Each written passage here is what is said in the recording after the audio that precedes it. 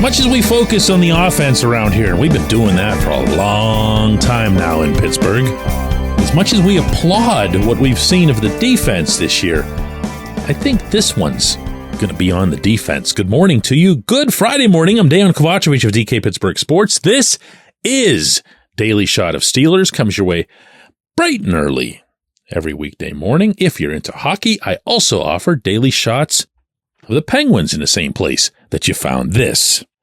Steelers versus Colts will be a 1:02 p.m. kickoff inside Lucas Oil Stadium in downtown Indianapolis.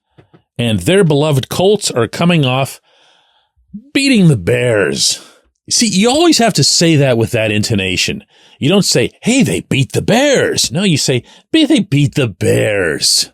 It's just different. It can't come off as some sort of happy, hopeful thing. You know, all you did was beat the Bears.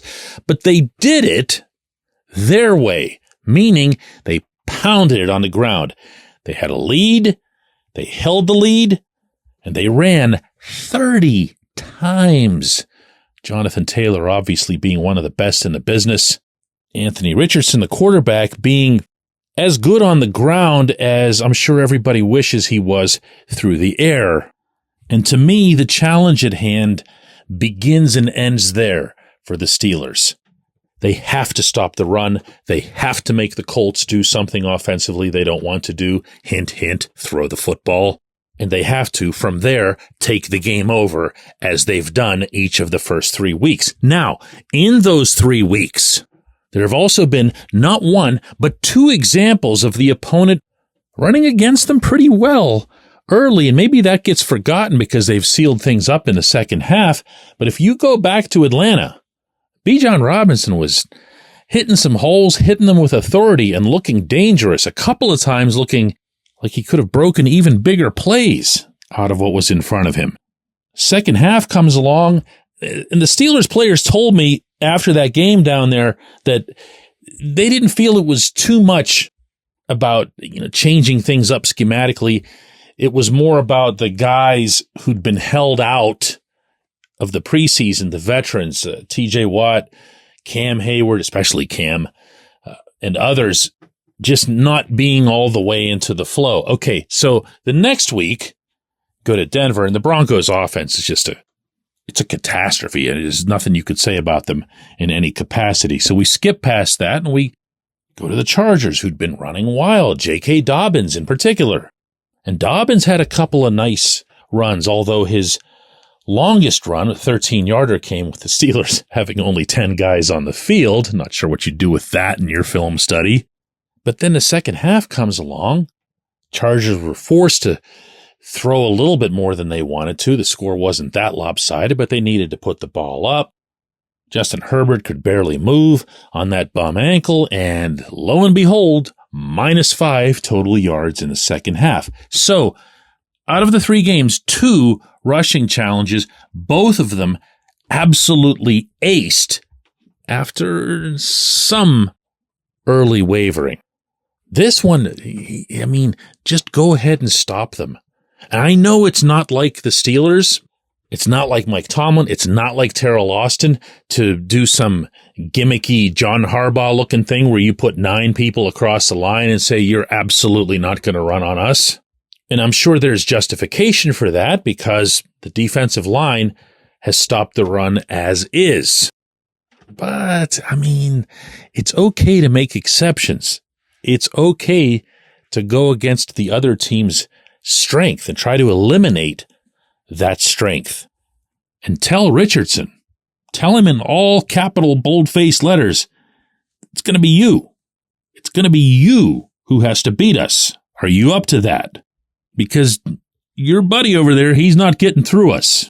I'd love to see that. I'd love it. You know what else I'd love?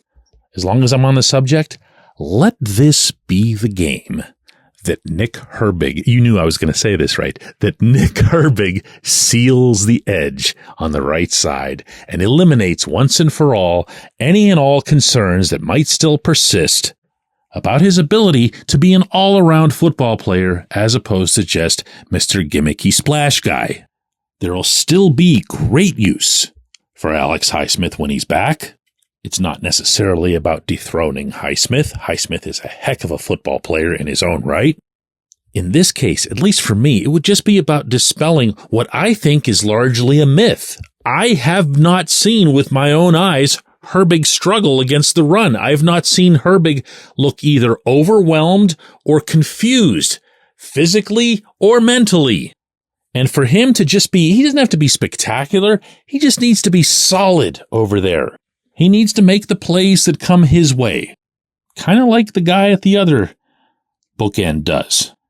When it's TJ's time to stop the run, he goes at it with the same gusto and, by the way, the same effectiveness as his pass rushing. So, number 1, stop Taylor. Number 2, make Richardson try to beat you. Number 3, watch me up in the press box still right about Justin Fields. When we come back, J1Q. Luxembourg, Garbett, Kelly & George is a personal injury law firm in Western Pennsylvania that represents injured people in automobile accidents, workers' compensation cases, and medical malpractice claims. The attorneys at Luxembourg, Garbett, Kelly & George pride themselves in doing what they say they're going to do. It's important to them that when they make you a promise, they keep that promise. And this law firm has been keeping promises for over 80 years. Luxembourg, Garbett, Kelly & George has been AV rated. That's the highest rating a law firm can receive for legal ability and ethics. And the lawyers at the firm have been designated super lawyers, that's a real thing, for over 15 years. Rare combination there. Luxembourg, Garbett, Kelly & George has offices in Cranberry, Newcastle, Beaver Falls, Butler, and Elwood City. Learn more about them at lgkg.com or by calling 888-842-5454. Again, that's 888-842-5454.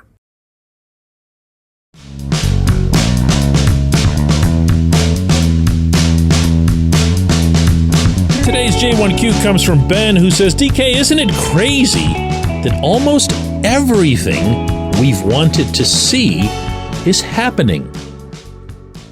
I don't know if it's crazy, Ben. I think if you went through the whole list of, how did you put it here, things you've wanted to see, you'd be checking a lot of boxes.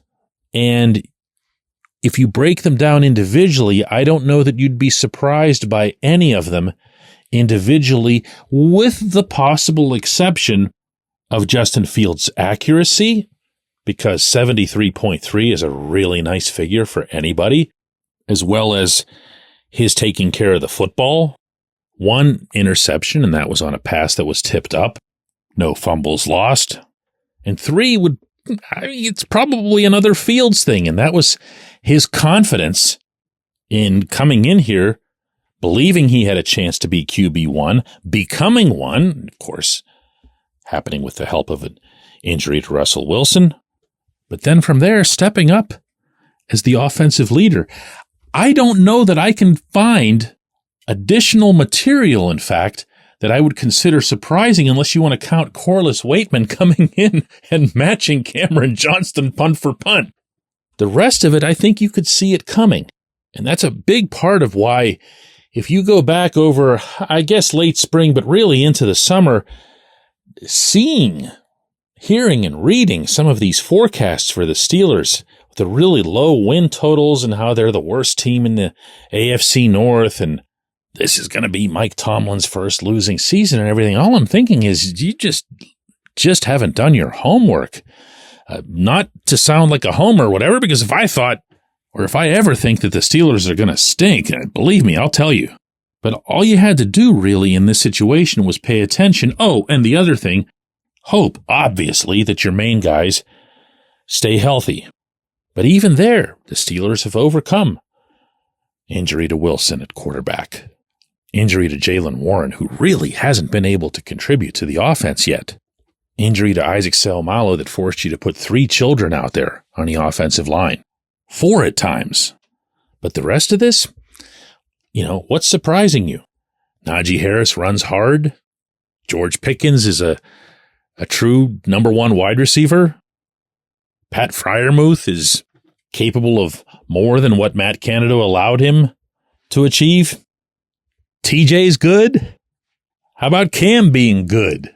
I guess, You could throw in the secondary because Minkah Fitzpatrick not having splash yet, but the impact plays that we've seen, and I'm not just talking about takeaways, just general impact plays from Deshaun Elliott, from Dante Jackson, Joey Porter Jr. The secondary has shown well.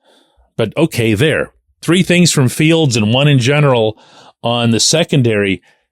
It's not something that should be flooring anybody, is what I'm saying. I appreciate the question. I appreciate everyone who listens to Daily Shot of Steelers. I'll be heading out toward Indianapolis tomorrow. The next one of these programs will come your way from Indianapolis on Monday morning.